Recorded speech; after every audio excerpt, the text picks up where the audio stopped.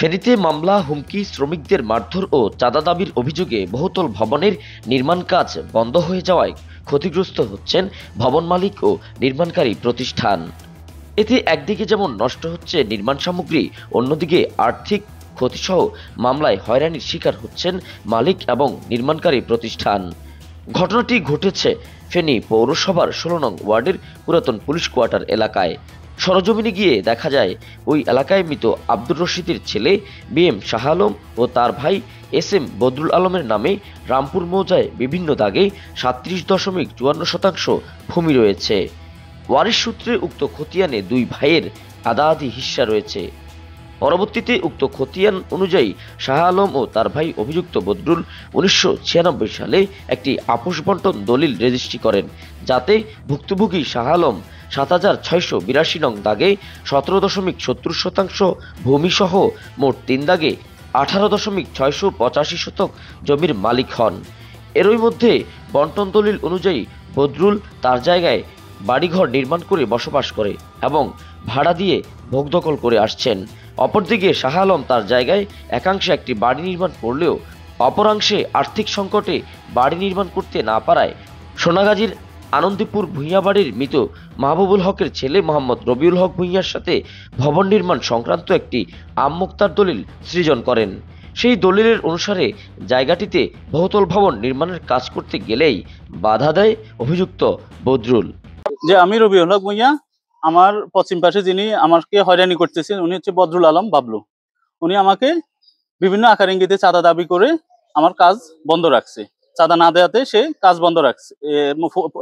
কতদিন কাজ বন্ধ আছে? গত ৮ মাস আমার কাজ বন্ধ, যাতে করে আমার বিপুল পরিমাণের অর্থ এবং কি আমি বিভিন্নভাবে ক্ষতিগ্রস্ত হচ্ছি। আমার ফাউন্ডেশনের সামান নষ্ট হয়ে যাচ্ছে, যে আমার রড, পাথর থেকে শুরু করে সামান, অন্যান্য সামান যেগুলো হয়েছে, যে কাঠ বাঁশ সবকিছু নষ্ট হচ্ছে।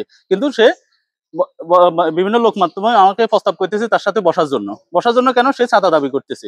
কিন্তু সে কি করছে, আমার কোনো বিল্ডিং কোডের আমাকে সে মামলা দিছে, বিল্ডিং কোডে হয়রানিমূলক একটা মামলা। সে মামলাতে বিভিন্ন ভুয়া এবং মিথ্যা বানোয়াট তথ্য উল্লেখ করছে, যেটা আমার পৌরসভার অনুমোদন ফাইলের সাথে সংশ্লিষ্ট না। সাথে সে পৌরসভার বিন্দু মাত্র আইন তোয়াক্কাও করেনি। সে একটা নির্মাণ কাজ করে ফেলছে ৬ তলা বিল্ডিং। প্রশাসক মহোদয় এটার সুষ্ঠু তদন্ত হোক বা ক্ষতিগ্রস্ত হয়েছি এটা দেখে একটা দ্রুত ব্যবস্থা নেওয়ার জন্য তাদের নিকট আমার আকুল আর্জি। সে আর ছোট ভাই হাতে বিল্ডিং এর জায়গা হাতে কাজ করছে, হাতে কমপ্লিট করছে, হাতে মানে বসবাস করতেছে, বাঁ দিতেছে, ব্যবসা বিক্রি করতেছে। এখন আমার তো আমি এনে কাজ করতেছি, হাতে কেন যে এটা করতেছে আমি জানা নাই। আমি চাই এটা সুষ্ঠু একটা তদন্তমূলক এটা সমাধান করি, আমাদেরকে কাজের অনুমতি আমরা কাজটা যেন পরিচালনা করে যেতে পারি। এদিকে নির্মাণ কাজ যথাসময়ে করতে না পারায় একদিকে নষ্ট হচ্ছে সময় ও নির্মাণ সামগ্রী, অপরদিকে ক্ষতির শিকার হচ্ছেন ভুক্তভোগীরা। অভিযুক্ত বদরুল শ্রমিকদের মারধরের কথা স্বীকার করলেও হয়রানি এবং চাঁদাবাজির বিষয়টি অস্বীকার করেছেন। বিষয়ে আমার মতামত বলতে এটা মানে কোর্টের নির্দেশ অনুযায়ী কাজ বন্ধ রাখছে মাননীয় জজ। আমি তার সাথে আজও অবধি কোনোদিন সরাসরি কথা বলি নাই, এবং টাকা তো দূরের কথা, তার সাথে আমি তুষার এদিকে আয়, এটা বল, এটা কর, আমি তার সাথে এই কথাটা বলি নাই। কিসের টাকা কিসের আমি তো জানি না, এটা সম্পূর্ণ অবান্তর।